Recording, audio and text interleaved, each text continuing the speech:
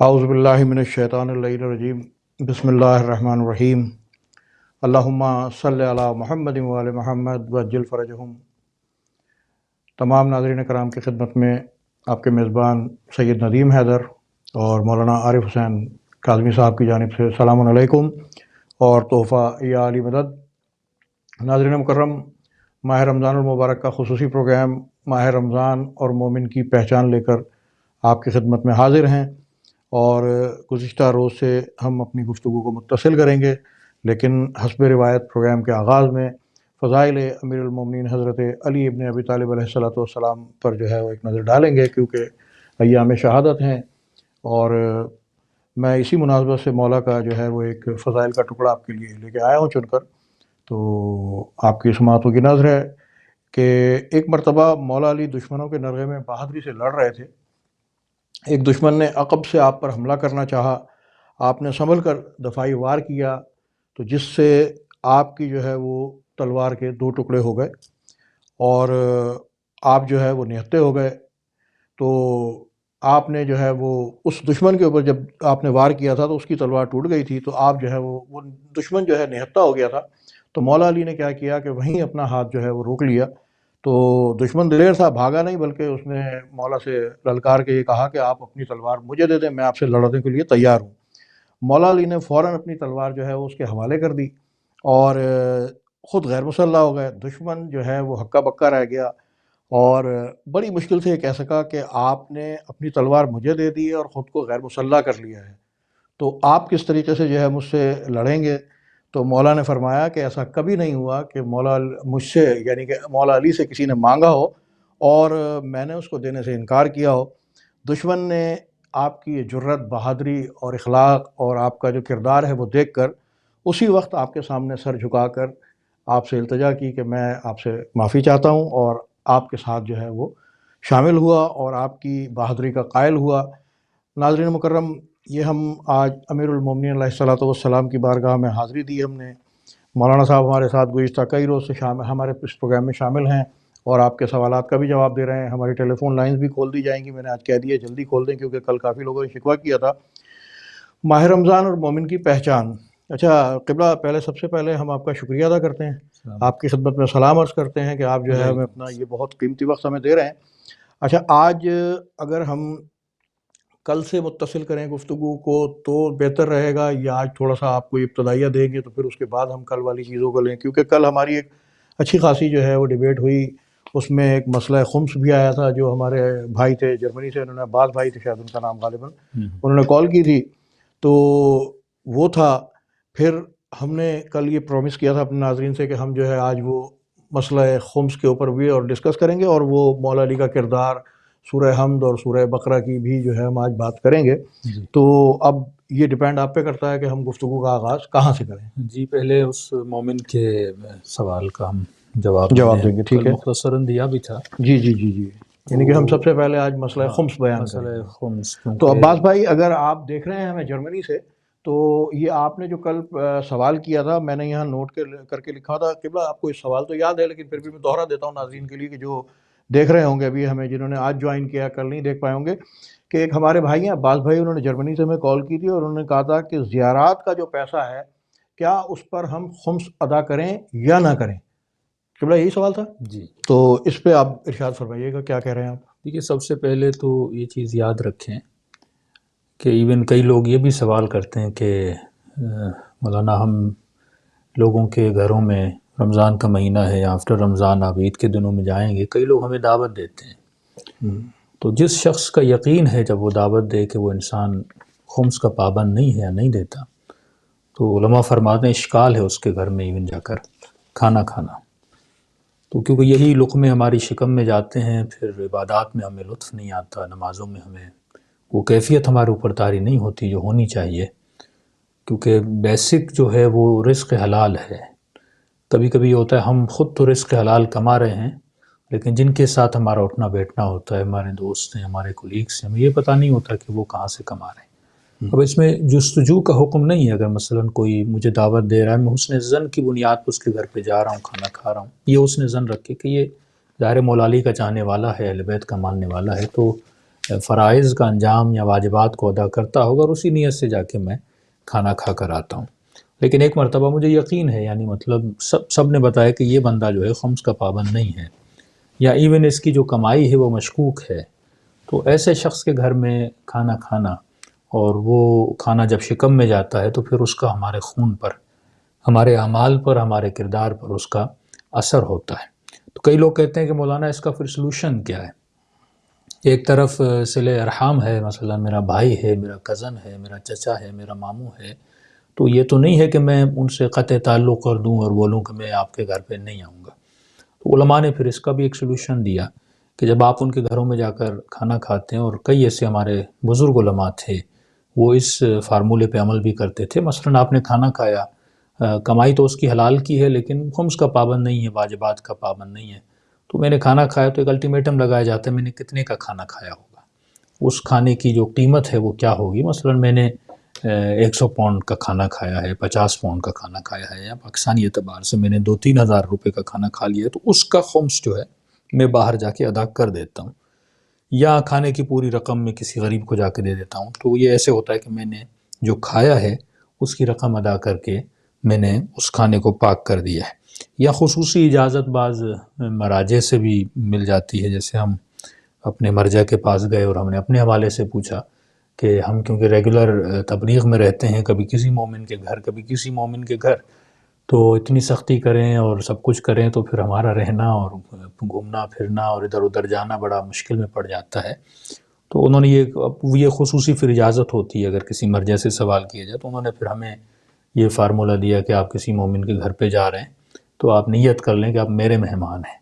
مطلب یہ کہ اس مرجع تقلید کے مہمان ہیں، کیونکہ ان کو اجازت ہے، وہ آپ کے کھانے کو ایز مال امام جو ہے وہ ایکسیپٹ کر سکتے ہیں. لیکن عام مومنین کے لیے یہی ہے کہ آپ وہ جو خمس جتنا اس کا بنتا ہے آپ اس کو نکال دیں، یا اگر اس پر امر بالمعروف کا تھوڑا بہت اثر ہوتا ہے تو امر بالمعروف بھی وہیں ہے جہاں پہ آپ کو نتیجہ ملے. کئی اوقات اس کا ایک نیگیٹو اثر ہوتا ہے. تو ایک چیز تو اہل بیت کے چاہنے والوں کو پتہ ہونی چاہیے کہ ہر مولا علی کے ماننے والے، ہر ولایت علی ابن ابی طالب ماننے والے پر خمس واجب ہے. اس کی دلیل یہ ہے کہ 7ویں امام، 8ویں امام، 6ٹھے امام کے زمانے میں شیعہ آتے تھے اور ائمہ علیہ الصلوۃ والسلام کو اپنا خمس دیا کرتے تھے. تو مطلب جب اس زمانے میں خمس دیا کرتے تھے تو آج بھی ہمیں اپنا خمس نکالنا چاہیے. اور ظاہر ہے اس کا مصرف بھی آپ سب کو پتہ ہے، وہ فروغ دین میں اور مومنین کی جو مشکلات ہیں، جو مضطرب و پریشان حال ہیں، ان کی مدد میں، اور آدھا حصہ اس کا چلا جاتا ہے سہم سادات جسے ہم کہتے ہیں کہ اولاد اہل بیت علیہ الصلوۃ والسلام ہیں، وہ اگر غریب ہیں، فقیر ہو چکے ہیں، تہدست ہیں، تو ان کی ہم مدد کرتے ہیں. اب اس میں یہ کہ خمس کب نکالا جاتا ہے؟ خمس جو ہے آپ کے سال کی اینڈ میں، اگر آپ جاب کرتے ہیں تو اس حساب سے آپ دیکھیں گے کہ آپ کا جو سال کی جو اینڈنگ ہوتی ہے، جس پہ ہم کلوزنگ ایئر ہم بولتے ہیں اس کو، کہ بینکس بھی اپنا کلوزنگ کرتی ہیں، آپ کی جو کلوزنگ ٹائم ہوتا ہے اس وقت ہم اپنا خمس نکالتے ہیں. مثال کے طور پہ کہ ایک آدمی کی فصل اترتی ہے، مثلا 1 جون کو اس کی فصل اترتی ہے، تو وہ خمس اپنا رکھے گا 2 جون کو. یعنی جب آپ کے ہاتھ میں پیسہ آیا اور پورا سال یعنی یہ سرکل چلا، اور لاسٹ ایئر کا لاسٹ ڈے جب آیا اور اس دن بھی، مطلب آپ نے پورا سال، مثال کے طور پہ میرے پاس 1000 پاؤنڈ میرے ہاتھ میں آیا، اب مثلا 1 دسمبر کو میرے پاس یہ 1000 پاؤنڈ آیا ہے، تو میں نے پورا اس کو یوز کیا، نیکسٹ ایئر 2 دسمبر کو میں اپنے خمس کا حساب کروں گا. مطلب اس 1000 پاؤنڈ کو پورے سال کے سرکل میں نے چلایا، لیکن ان دی اینڈ جو ہے میرے پاس ان پیسے سے کچھ بچ گیا. تو اللہ بھی بندے پہ ظلم نہیں کرتا، کہتا ہے جو تمہارے پاس ایکسٹرا بچا ہے. مثال کے طور پہ ہم ہر مہینے ہمارے 2000 پاؤنڈ جو ہے سیلری ہے، 1500 پاؤنڈ سیلری ہے، اور ہم گھر کے کرائے بھی دے رہے ہیں، بچوں کی فیسز بھی دے رہے ہیں، اپنی ضرورت کے لیے کوئی موبائل لینا پڑا، کبھی لیپ ٹاپ لینا پڑا، کسی کو گاڑی، کسی کو سائیکل، جو بھی بچوں کے کپڑے ہیں سب کچھ ہمیں لینا پڑا. ہم لیتے گئے، لیکن اس 1500 یا 2000 پاؤنڈ سے ہر مہینے 200 پاؤنڈ 100 پاؤنڈ ایکسٹرا بچ رہے ہیں میرے، جس کو میں بینک میں سیونگ کر کے رکھتا جا رہا ہوں. مطلب میں اپنے مہینے کے اخراجات بھی نکال رہا ہوں، کپڑے، کھانا پینا، گھومنا، سب کچھ کر رہا ہوں. لیکن کئی لوگ ہیں کہتے ہیں مولانا سال کے اینڈ میں مثلا یہ پیسے ہم جمع کر رہے ہیں اپنے گھومنے کے لیے، مثلا ایک اچھی جرنی کے لیے، ہم کربلا کے لیے جمع کرتے جا رہے ہیں، یا کوئی کہتا ہے میں کسی اور سیر و تفریح کے لیے پیسے جمع کر رہا ہوں. اگر آپ کا یہ سفر اس سال کے درمیان میں آ رہا ہے، بٹوین دا ایئر آپ کا یہ سفر آ رہا ہے، تو وہ بھی آپ کے اخراجات میں شمار ہوگا، بھلے آپ اس کو سیونگ کرتے جائیں. لیکن وہ جو آپ کی date end of the year, میں نے کہا اگر وہ ڈیٹ آپ کی آ گئی ہے اور اس ڈیٹ کے بعد آپ ٹریولنگ کرنا چاہتے ہیں تو پھر اس پیسے سے آپ کو خمس نکالنا پڑے گا. اسی طرح کئی والدین اپنی بچیوں کے لیے جہیز جمع کرتے ہیں، کہتے ہیں مولانا ایک دفعہ ہم نہیں لے سکتے، ہم تھوڑا تھوڑا تھوڑا کر کے جمع کرتے ہیں. تو اگر وہ سال کے درمیان میں ہے تو اس کا مسئلہ نہیں، آپ سال جہیز جمع کریں. لیکن اگر وہ سال گزر جاتا ہے اور وہ پیسہ آپ کے پاس پڑا ہوا ہے اور مثلاً آپ کہتے ہیں کہ میں 5 سال کے بعد بیٹی کا جہیز لوں گا، تو نہیں، اس پیسے سے آپ کو پھر خمس نکالنا ہے. لیکن اس بیچ میں اگر آپ کوئی چیزیں لیتے جا رہے ہیں اور وہ آپ کے استعمال میں آتی ہیں تو پھر اس کا کوئی مسئلہ نہیں ہے، اس کا کوئی ایشو نہیں. اسی طرح خواتین کا سونا ہے، اسی طرح گفٹس کے حوالے سے ہوتا ہے کہ کوئی کہتے ہیں مولانا گفٹ پہ خمس ہے کہ نہیں ہے. ہاں، گفٹ پہ اگر مجھے کسی نے گفٹ دی تو وہ میری مالیت بن گئی، اور اگر میں نے اس گفٹ کو سال کے اینڈ ہونے سے پہلے ختم کر لیا، یوز کر لیا، تو دین اس پہ خمس نہیں ہے.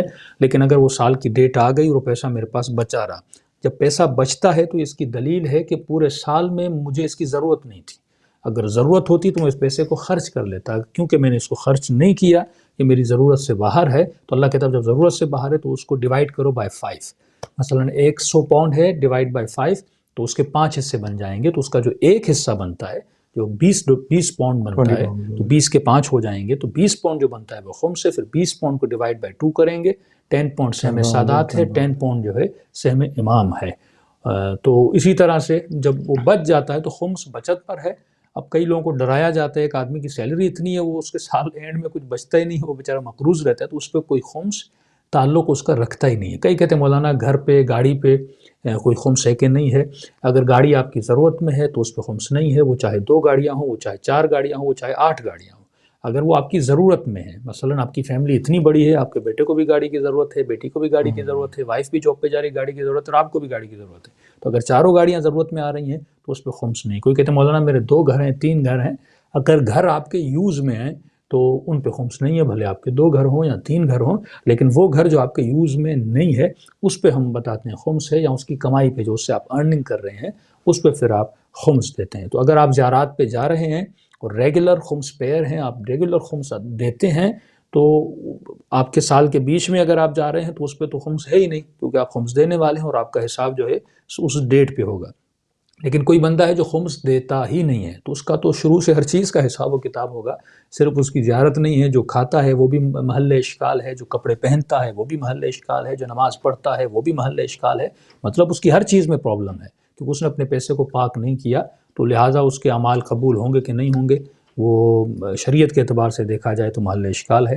باقی پروردگار عالم ارحم الراحمین ہے. تو مقصد یہ ہوا کہ جو عباس بھائی کی بات کا جواب بہت مفصل آپ نے ماشاءاللہ سے دیا ہے. 10-12 منٹ ہو گئے اس بات کو ہمیں کرتے ہوئے کہ اگر یہ ریگولر پیئر ہیں خمس کے جی تو ان کا کوئی ایشو نہیں ہے. ایشو نہیں. اچھا، اگر یہ ریگولر پیئر نہیں ہے اور جیسے آپ نے ارشاد فرمایا کہ بھائی دسمبر ٹو دسمبر یا جنوری ٹو جنوری کر لیں ہم، اب اگر ان بٹوین سپوز 1 جنوری 21 سے لے کے 1 جنوری 22 آ گیا، اچھا عباس بھائی نے اپنا خمس نکال دیا ہوگا، اور اگر یہ 20-30 جون کو اس میں 21 میں جو ہے وہاں جا رہے ہیں کربلا، تو پھر ان کے پیسوں پر خمس زیارات کے تو پیسہ مخمس ہو گیا نا. ٹھیک ہے.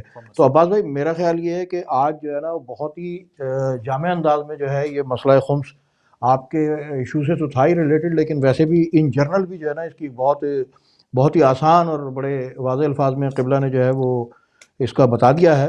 تو قبلہ اب یہ ہے کہ اگر ہم اپنے موضوع کی طرف چلیں، ماہ رمضان اور مومن کی پہچان. جی. اچھا، اب اس میں یہ ہے کہ کل ہم نے یہاں اپنے ناظرین سے وعدہ کیا تھا کہ ہم جو ہے کل جا کے تھوڑی سی گفتگو کریں گے سورہ حمد پر اور سورہ بقرہ کی تفسیر پر یا اس کے ترجمے پر. اور کیونکہ ایام ہیں، شہادت کے ایام ہیں مولا کی، تو ہم یہ چاہیں گے کہ آج جو ہے مولا علی مشکل کشا کا جو ہے وہ کردار اور آپ کے جو مناقب فضائل اس کو بھی تھوڑا سا جو ہے نا ہم آج ٹچ کریں. تو آج جو ہے پہلے آپ سورہ حمد سے ابتدا کرنا چاہیں گے یا سورہ بقرہ سے؟ جی، ہم مولا علی ابن ابی طالب، کیونکہ یہ دن مولا کی شہادت کے دن بھی جی ہیں، بے شک. تو اگر ہم کسی شخصیت کو مانتے ہیں تو سوال یہ ہے کہ اس شخصیت سے مجھے مل کیا رہا ہے. صحیح ہے. یہاں بات شخصیت پرستی کی نہیں ہے کہ یہ تاثر کئی مسلمانوں کی طرف سے دیا جاتا ہے کہ شیعہ شخصیت پرست ہیں. حالانکہ شخصیت پرستی مسلمانوں کے اندر پائی جاتی ہے، اس کا انکار نہیں ہے، لیکن حقانیت اور غیر حقانیت کی بات ہے کہ ایک شخصیت میں کچھ ہے ہی نہیں، ایک کھوکھلی شخصیت ہے، اور مسلمان اس کو پوچھتے رہیں اور اس کی فضائل بیان کرتے رہیں، تو اسے شخصیت پرستی کہتے ہیں۔ اب شخصیت پرستی یا لسانیت کی وجہ سے آتی ہے، مثلا ایک آدمی غیر سید، ایک سید ہے، تو میں مولا علی کو اس لیے مانوں کیونکہ وہ میرے جد امجد ہیں، تو یہ شخصیت پرستی ہو جائے گی، یعنی اب کیونکہ وہ میرے جد ہیں میں انہیں مانوں، یا شیعہ اس لیے مانیں کیونکہ وہ ان کے پہلے امام ہیں، اور اہل سنت مثلا خلفائے ثلاثہ کو اس لیے مانیں کیونکہ ان کے بزرگوں نے کہا کہ یہ ہمارے مثلا خلیفے ہیں۔ تو شخصیت پرستی اس اعتبار سے نہیں ہونی چاہیے کہ میری کسی سے کوئی نسبت ہے، اگر میں کسی شخصیت کو مان رہا ہوں تو اس کے فضائل کی وجہ سے، بے شک، اگر میں کسی کو مان رہا ہوں تو اس کے اچھے کردار کی وجہ سے۔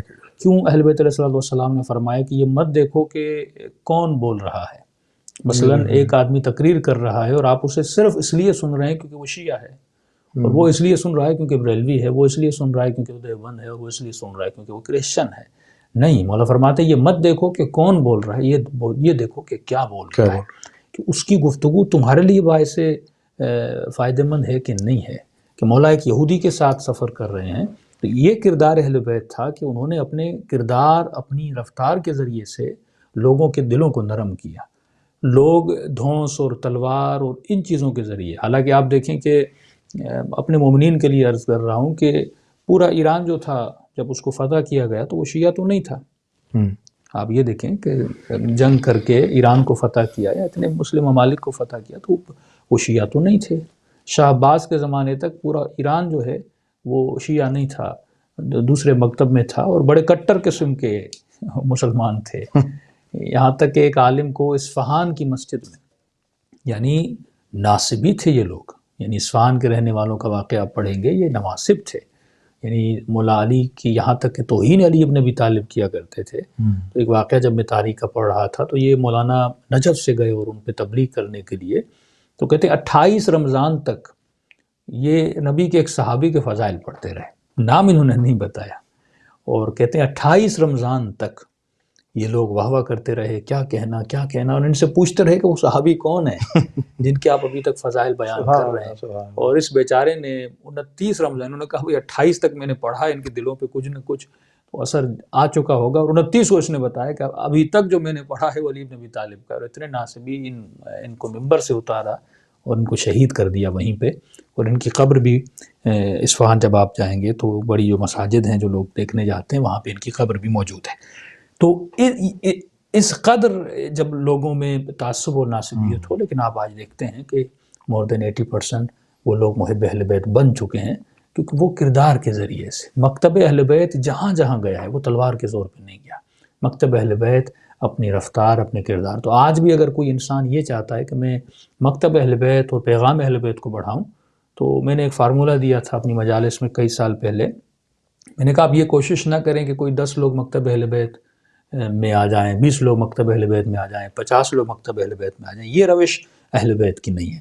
کہ مولانا پھر کیا کریں؟ میں نے کہا آپ خود کو ٹارگٹ دیں، جس طرح خمس کا ایک ٹارگٹ ہے نا، جنوری ٹو جنوری، اسی طرح آپ آج مثلا شب 21 ہے، آپ ٹارگٹ بنائیں نیکسٹ ایئر شب 21 تک، 1 سال آپ کے پاس ہے، اس 1 سال میں ایک فرد پہ آپ کام کریں، وہ ایک فرد آپ کی فیملی کا ہو سکتا ہے، وہ آپ کا کلیگ ہو سکتا ہے، وہ آپ کا دوست ہو۔ کام کرنے کا مطلب یہ نہیں آپ اس کو شیعہ بنائیں، نہیں، آپ اپنے کردار کے ذریعے سے اس کو متاثر کریں، اس کو فضائل اہل بیت علیہ الصلوۃ والسلام بتائیں۔ جتنی دنیا مکتب اہل بیت سے دور ہو چکی ہے کہ آج کسی بھی اپنے برادر مسلم سے آپ یہ پوچھیں کہ رسول خدا کے کتنے نواسے تھے، لوگوں کو پتہ نہیں ہے، ان کو انڈین ایکٹر اور ایکٹریسز کے نام تو پتہ ہیں، انہیں پتہ نہیں دنیا میں جتنے بھی غلط لوگ ہیں ان کے نام ان کو یاد ہیں، لیکن ان کو یہ نہیں پتہ ہمارے نبی کے نواسے کتنے تھے۔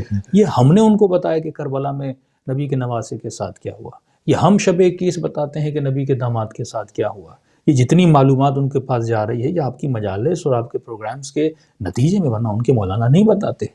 کہ آج ہی عالم ہے کہ اتنے بڑے عالم اہل سنت کہ یہ بولیں کہ مولا علی کو آج کے بعد علی نہیں کہا کرو، مولا علی کہا کرو، اور ان کا مجمع حیرت کی نگاہوں سے ان کو دیکھے کہ آپ کیا کہہ رہے ہیں، کہ آج تک ہمیں بولا گیا کہ نہ بولو، مولا صرف اللہ ہوتا ہے، اور آپ بول رہے ہیں علی کو مولا بولو۔ مطلب وہ شوق ہو جاتے ہیں، کیونکہ صدیوں سے ان کے مولویوں نے ان کو کچھ اور بولا، اور اچانک ایک حق پرست جب ان کو جن کے دل میں خوف خدا ہے اور ان کو سچی باتیں بتاتے ہیں تو وہ پریشان ہو جاتے ہیں. تو بہترین نام کیونکہ آپ کے خلاف بہت زیادہ پروپیگنڈا ہوا ہے. اسی طرح مولا امیر کے زمانے میں کہ آپ سمجھیں کہ مولا علی کی قبر امام جعفر صادق کے زمانے میں لوگوں کو پتہ چلی کہ مولا کی قبر کہاں ہے. یہ واقعہ ہارون رشید کا ہے. وہ جب شکار پہ جاتا ہے اور اس کے ساتھ جو ہیں اس کے شکاری کتے ہوتے ہیں اور چیل اور یہ چیزیں ہوتی ہیں، تو وہ جب ہرن کے پیچھے شکار کرنے جاتا ہے تو وہ ہرن ایک بلندی پہ جا کے کھڑی ہو جاتی ہے، وہ کتے اس سے آگے نہیں جاتے. پھر ہرن نیچے اترتی ہے، پھر کتے اس کے پیچھے بھاگتے ہیں، پھر وہ اس بلندی پہ جاتی ہے، پھر وہ کتے رک جاتے ہیں. تو وہ پریشان ہو جاتا ہے یہ کیسا مقام ہے. تو وہاں کے کسی بزرگوں کو بلاتا ہے کہ مجھے بتاؤ یہ کون سی جگہ ہے. تو وہ نہیں بتاتا.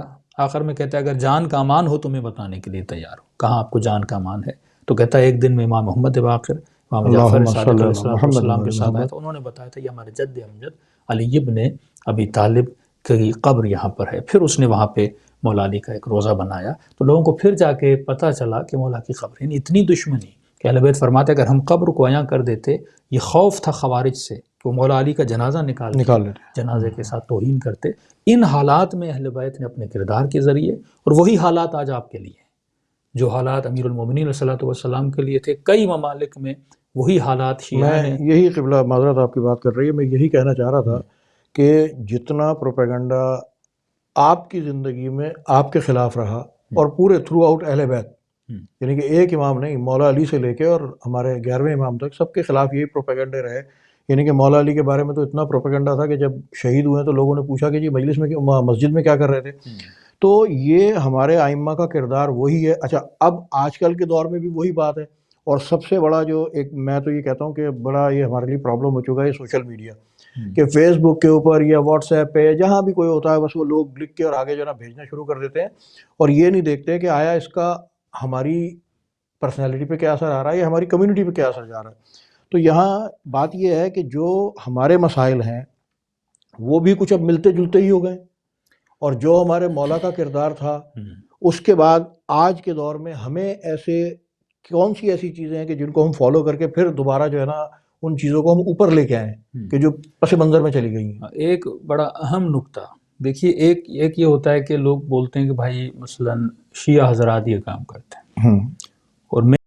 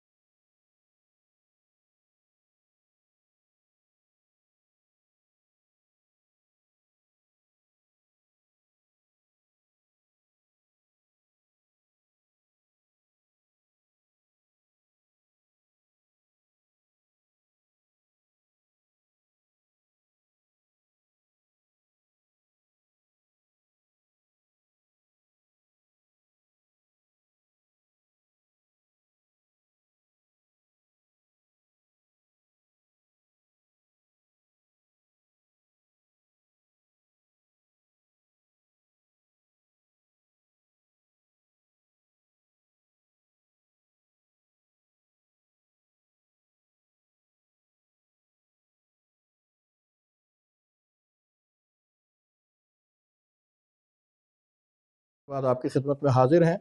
اچھا قبلہ معذرت چاہیں گے، کچھ تھوڑا سا ایک ہمارا ایشو تھا جس کی وجہ سے ہمیں بریک پہ جانا پڑا تھا، تو وہ جو آپ میرے والے جو میں نے ابتدا میں فضائل پڑھے تھے تو آپ اس کے حوالے سے کچھ گفتگو کر رہے تھے، تو جی وہ ذرا بتائیے گا پلیز آپ۔ جی، یہ جس طرح ندیم بھائی نے آپ کو واقعہ سنایا تو میں ذرا ڈیٹیل میں یہ واقعہ سنا دوں کہ اہل بیت نے اپنے، میں ہمیشہ ایک جملہ کہتا ہوں کہ مکتب اہل بیت تلوار کے زور سے نہیں بڑھا، مکتب اہل بیت کردار کے زور سے بڑھا ہے، اور آپ بھی اپنے کردار کے ذریعے سے۔ دو چیزیں ہیں، ایک مرتبہ آپ کے لیے اچھا لکھا جاتا ہے لیکن برا دیکھا جاتا ہے۔ مولا علی کے زمانے مولا کے لیے امیر شام کے حواریوں نے برا لکھا لیکن لوگوں نے علی کے کردار کو اچھا پایا۔ سبحان اللہ۔ لیکن آج مجھے افسوس سے کہنا پڑتا ہے کہ مکتب اہل بیت کے عقیدے اور عقائد بہت اچھے لکھے ہوئے ہیں ہماری کتابوں میں، لیکن جو دیکھا جا رہا ہے وہ لوگ اس کی برائی کر رہے ہیں کہ آپ بتا رہے ہیں کہ شیعہ ایسے ہوتے ہیں لیکن ہم دیکھ رہے ہیں کہ شیعہ ایسے نہیں ہوتے۔ تبھی مولا فرماتے ہیں کونوا لنا زینا ولا تکونوا لنا شینا۔ آج دین اسلام بہت اچھا دین ہے لیکن آج پروپیگنڈا کر کے آپ کو ٹیررسٹ دکھایا جا رہا ہے، دہشت گرد دکھایا جا رہا ہے، تو ظاہر ہے جو دکھایا جا رہا ہے وہ کیا ہے؟ یہ جو مختلف تنظیموں کی صورت میں اسلام پہ یا مختلف جگہوں پہ آپ دیکھ رہے ہیں کہ اسلام کی جو شکل بگاڑی جا رہی ہے، تو ظاہر ہے وہ بھی مسلمان ہی ہیں جو یہ اسلام کا گندہ چہرہ دکھا رہے ہیں، تو اس کا پورا نقصان جو ہوتا ہے اسلام کو ہوتا ہے۔ تو اہل بیت نے فرمایا کہ ولا تکونوا لنا شینا، علی کے لیے باعث زینت بننا، علی کے لیے باعث ذلت نہ بننا۔ کوئی تمہیں دیکھے تو تمہارے کردار کو دیکھ کر تمہارے مولا کی تعریفیں کریں، ایسا نہ ہو کہ تم اپنے کردار سے ہم اہل بیت کو شرمندہ کریں۔ جب ہم ایک اتنی عظیم ترین ہستیوں سے اپنا تعلق بتاتے ہیں یا امت مسلمہ اپنا تعلق رسول گرامی صلی اللہ علیہ وسلم سے بتاتی ہے، تو پھر کردار بھی ایسا ہونا چاہیے نا جیسا رسول خدا کا کردار تھا، اخلاق بھی ایسا ہونا چاہیے۔ تو ملتا ہے کسی جنگ میں، کیونکہ مولا علی رسول خدا کے واحد صحابی ہیں جو میدان جنگ میں علی کی جنگ، علی کا کردار، علی کی رفتار ایون تمام تر اصحاب کے لیے باعث تعجب بھی بنتی تھی۔ بس آپ نے سنا مولا کسی کے سینے پہ سوار ہوا اور اس نے لعاب دہن مولا کے چہرے پر پھینکا اور مولا اس کے سینے سے اٹھ کے کھڑے ہو گئے اور 40 چہل قدمی کی اور اس کے بعد جا کے اسے مارا۔ تو اصحاب نے سوال کیا تھا یا رسول اللہ علی نے کیا کیا؟ اگر ہم ہوتے تو ہم سر قلم کرتے، ہم کا تو علی سے پوچھو جا کے۔ جب مولا سے پوچھا تو وہاں فرماتے جب اس نے میرے چہرے پہ لعاب دہن پھینکی، ظاہر انسان کے اندر حب ذات ہے، عزت نفس ہے، تو مولا فرماتے مجھے غصہ آیا۔ تو لیکن اگر میں نے یہ سوچا کہ علی اس وقت تلوار چلائے تو یہ ضربت میں علی کا غصہ شامل ہو جائے گا، علی کی ذات شامل ہو جائے گی کہ میں نے، کیونکہ اس نے میری توہین کی ہے لہٰذا میں نے اس کا گلا قلم کر دیا۔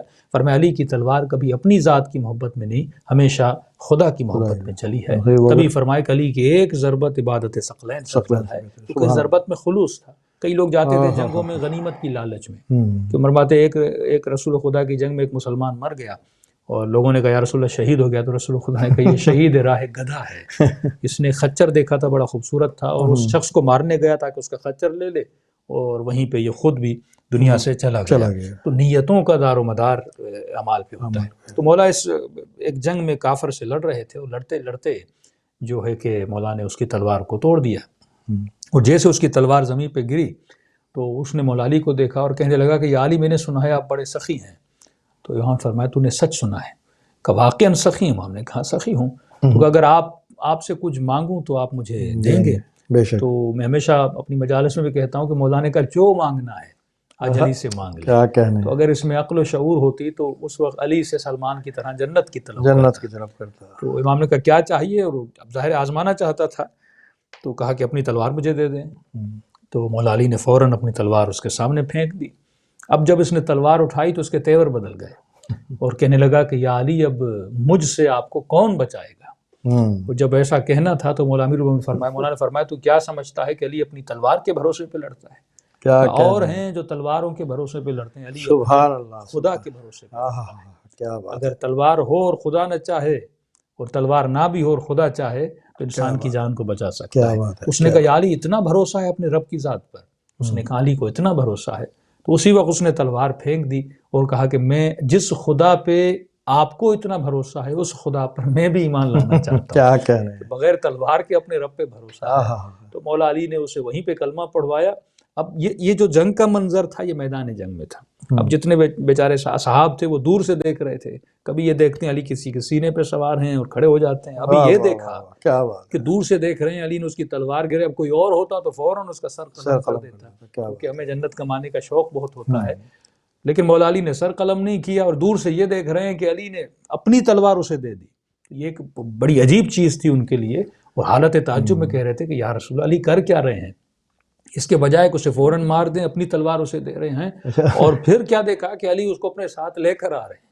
تو کہنے لگے یا رسول اللہ یہ کیا ماجرا ہے. تو رسول خدا نے بہت پیارے جملے فرمایا یہی تو فرق ہے تم میں اور علی میں. تم اپنی تلوار سے کافر کو مارتے ہو, علی نے اپنے کردار سے اس کے کفر کو کیا کہنا ہے. اچھا قبلہ یہاں تو آپ بڑا ایک تھوڑا سا دنیاوی نقطہ میں لے کے آیا ہوں اس گفتگو کے اندر آپ کی, جو میں سن رہا تھا کہ یہاں تو ہمارے یہاں تو فلسفہ ہی ہوتا ہے. ہم تو یہ کہہ دیتے ہیں کہ جناب محبت میں اور جنگ میں سب جائز ہے, کہ اگر ہماری جنگ ہو رہی ہے وہ چاہے اس کے پاس بندوق ہے نہیں ہے, بس اگر ہمارا دشمن ہے تو ہم اس کو پھڑکا دیں گے. تو یہ تو مولانا نے بہت ہی ایک ایسی مثال قائم کی ہے کہ جو ایک کال لے لوں میں, اور یہ ہے بھی کوئی آؤٹ آف کنٹری ہے. جی السلام علیکم. وعلیکم السلام, نواز بٹ پیرس سے کر رہا ہوں. جی کون سا بول رہے ہیں؟ نواز بٹ پیرس سے. جی نواز بھائی پیرس سے بات کر رہے ہیں آپ. جی نواز بھائی حکم. عرض ہے, حکم نہیں. نہیں ماشاء اللہ مولانا صاحب بہت اچھی گفتگو فرما رہے ہیں. میں مغل ہوا ہوں, میں معذرت چاہتا ہوں. نہیں آپ کال کیا کریں, کیونکہ دیکھیں کال سے جو ہے نا, ابھی جیسے کل ایک کال آئی جرمنی سے, تو آج ایک خمس کا مسئلہ جو ہے نا وہ ہم نے اس کو ریفریش کر لیا. تو اگر کوئی آپ کا کوئی سوال ہے تو بتائیے. یا گفتگو میرا سوال نہیں ہے, میں آج مولا کائنات کے حضور ہدیہ پیش کرنا چاہتا ہوں چند اشعار میں. اگر آپ جلدی سے کر لیں گے تو بڑی نوازش ہوگی, کیونکہ ٹائم تھوڑا سا ہے. اللہم صلی علی محمد و علی محمد. اگر ہے جینا تو حیدر سے دل لگا کے جیو. سبحان اللہ. اگر ہے جینا تو حیدر سے دل لگا کے جیو, علی کو اپنی نگاہوں میں تم بسا کر جیو. تمہارے رخ سے عیاں ہو, تمہارے رخ سے عیاں غم زمانے کے, جو اگر علی سے ناتا ہے تو مسکرا کے جیو. اور آخری شعر ہے, رجب کی تیرا کو اب میں مرتضی آئے, یہ جشن تم بے لازم ہے اسے منا کر جیو. اور یزید وقت کے آگے, یزید وقت کے آگے یہ عاجزی کیسی, یزید وقت کے آگے یہ عاجزی کیسی, جو ہو حسین کے نوکر تو سر اٹھا کے جیو. سبحان اللہ سبحان اللہ. بہت شکریہ نواز بھائی, بہت شکریہ. جی قبلہ, تو یہ تو خیر ہمارے نواز بھائی تھے, انہوں نے اپنے جذبات کا اظہار کیا پیرس سے. تو ہم گفتگو کر رہے تھے کہ آج کل کے زمانے میں تو لوگ کہہ دیتے ہیں کہ یہ سب کچھ جائز ہے. تو دیکھیے فلمی ڈائلاگس کا ہونا اور ہمیں اچھا اہل بیت نے, ہاں محبت اور عشق میں سب کچھ جائز ہے اگر محبت خدا کی محبت ہے. ایک کال اور لے لوں اگر آپ اجازت ہو. السلام علیکم. السلام علیکم ندیم بھائی. جی نقوی صاحب کیسے ہیں, خیریت سے ہیں؟ صاحب آپ کو بھی سلام اور خطبہ پیش کرتا ہوں امام کا. علیکم السلام ورحمۃ اللہ. نقوی صاحب حکم. کسی بات پوچھنی ہے, جی میں آئی ہے اور آپ سے فائدہ اٹھانے کی کوشش کروں گا. جی اس کو تھوڑا سا تشریح کر دیں اس کی. جی ابھی آپ مولا کے متعلق بتا رہے تھے کہ مولا کائنات کا انصاف کتنا تھا کہ اگر کسی کا جسم کاٹتے تھے, وہ اگر جنگ ختم کرتے تھے تو وہ بھی برابر نکلتا تھا. اتنا انصاف تھا, ان کی تلوار میں اتنا انصاف تھا. تو وہ آگے آپ دنیا میں سے مانگے. تو کیا مولانا مہرازین یہ کہتا ہے کہ یہ سب کچھ جو کچھ آل محمد کے ساتھ ہوا ہے, جو ظلم ہوئے, کیا یہ ان کی شرافت سے کوئی زیادہ فائدہ نہیں مسلمانوں کو؟ یہ پتا تھا کہ انہوں نے کسی کو کچھ نہیں کہنا, جو ظلم کر سکتے ہو کر لو, یہ تو کسی کو کچھ نہیں کرتے. تھا کہ 1400 میں سفر کیا تو پھر بھی کسی کو کچھ نہیں کہا, پر دعا نہیں دی کسی کو. تو کیا یہ ان مسلمانوں نے ان کی اس بات سے کوئی ناجائز فائدہ اٹھانے کی کوشش نہیں کی, اور جس کی وجہ سے یہ سارے حالات جو ایسے ہو گئے ہیں؟ تھینک یو نقوی صاحب, تھینک یو ویری مچ. جی قبلہ نقوی صاحب فرما رہے ہیں کہ جو اتنا ہمارے ائمہ کا کردار تھا کہ جو آپ برداشت کرتے تھے, اور آپ جو ہے وہ لوگوں کے ساتھ اس طریقے کا اپنا اخلاق رکھتے تھے تو اس سے کچھ امت نے ناجائز فائدہ نہیں اٹھایا؟ اب امت نے جو کیا وہ تو لوگوں کے سامنے ہے، وہ پھر صرف اہل بیت علیہ الصلوۃ والسلام کی بات نہیں ہے. حضرت عیسیٰ کے ساتھ لوگوں نے کیا کیا وہ آپ نے دیکھا، حضرت یحییٰ کے ساتھ لوگوں نے کیا کیا، ان کا بھی گلا کاٹا گیا. حضرت صالح کے ساتھ کیا کیا، ناقہ صالح کے ساتھ کیا کیا. یہ قرآن ان واقعات سے بھرا ہوا ہے کہ امتوں نے اپنے ہادیوں کو، جو ان کو جہنم کی آگ سے بچانے آئے تھے، انہوں نے انہی کو تکلیفیں دی ہیں. ظاہر ہے کہ جب ایک امام ایک رتبے پہ فائز ہوتا ہے تو خدا نے کئی چیزیں اس پہ واجب کی ہوتی ہیں.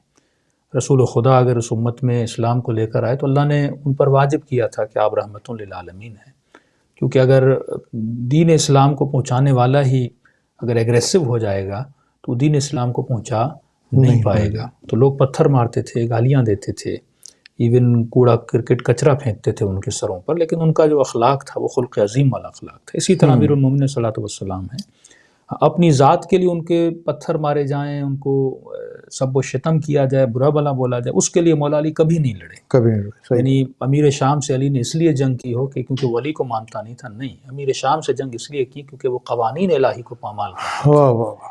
اور اس کے ہونے سے اسلام کو نقصان تھا. تو مولانا نے کہا جب تک یہ رہے گا کہ کینسر کی طرح ہے، یعنی اسلام کو دیمک لگ جائے گی. یزید جب تخت پر آیا تو امام حسین نے کہا اگر یہ رہے گا تو اسلام کو قبلہ ایک کال آخری ہے، یہ لے لوں میں، پھر اس کے بعد انشاءاللہ ختم کرتے ہیں. جی السلام علیکم. لائن ڈراپ ہو گئی ہے. ابھی میں معذرت چاہوں گا کیونکہ آپ جب کوئی بھی اگر ہمارا کالر کال کر رہا ہو نا تو اس دوران جب کال ویٹنگ پہ آ رہی ہوتی ہے تو ہم نہیں کال لے پاتے ہیں، اور اب ہمارے پاس ٹائم بھی بہت مختصر ہے. اگر آپ ایک آدھ منٹ کے لیے کال کر کے کوئی بات کرنا چاہیں تو کر لیجیے گا، ورنہ یہ کہ کل انشاءاللہ ہم 4 بجے پھر لائیو ہوں گے تو آپ ہمارے ساتھ شامل ہو سکتے ہیں. تو قبلہ اب ہمارے پاس یہ ہے کہ 2-3 منٹ رہ گئے ہیں، تو اب میں یہ چاہوں گا کہ آج جو ہے تھوڑا سا گفتگو کو ہم سم اپ کر لیں. لیکن آج پھر ہمارا جو تھا مسئلہ وہ وہیں رہ گیا کہ نہ ہم آج سورہ ہم پہ کوئی بات کر سکے نہ سورہ بقرہ پر. تو انشاءاللہ پھر یہ کہ ہم کل اس کو کنٹینیو کر لیں گے. تو جیسا کہ آپ ارشاد فرما رہے تھے کہ مولا نے جو ہے وہ ان لوگوں سے اسی لیے جو ہے جنگیں کیں، یا ان کے ساتھ جو سارا واقعہ کربلا بھی ہوا کہ یہ ہمارے اسلام کو نقصان پہنچا رہے. کال آخری لے لیتا ہوں میں. جی بھئی ایک کال آپ کی جو ہے نا ڈراپ ہو رہی ہے، اب دوبارہ اب کل کر لیجیے گا، اب ٹائم نہیں ہے. اب میں کنٹرول روم سے ریکویسٹ کروں گا کہ کالز بند کر دیجیے گا پلیز. جی حضور.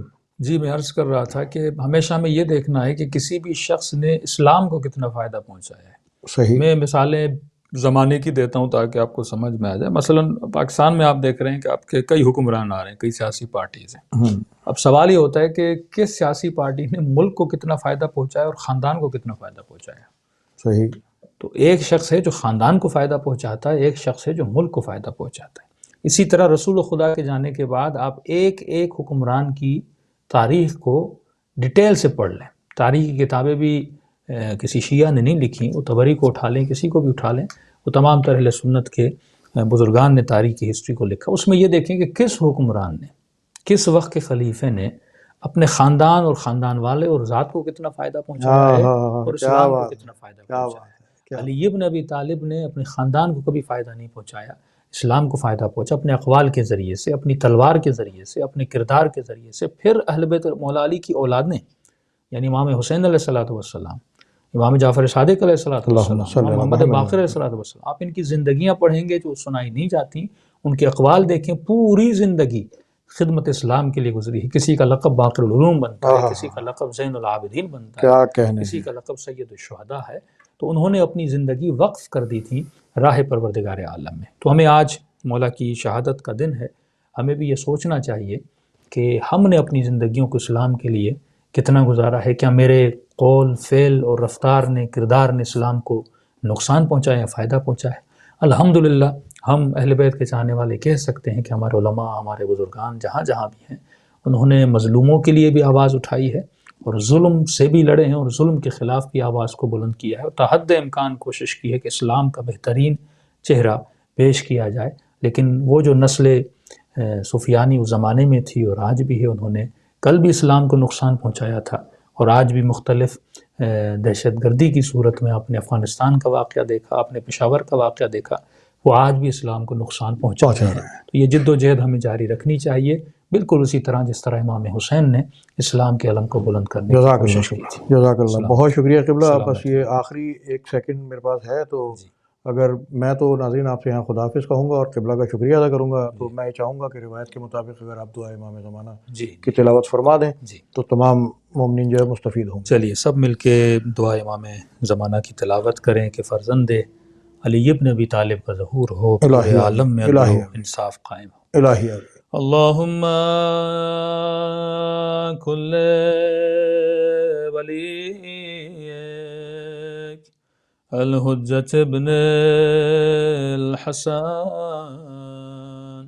صلواتک علیہ وعلی آبائه فی هذه الساعة وفي كل ساعة وليا وحافظا وقائدا وناصرا ودليلا وعينا حتى تسكنه أرضك طوعا وتمتعه فيها طويلا برحمتك يا أرحم الراحمين. اللہم صلی علی محمد و آل محمد وعجل فرجہ.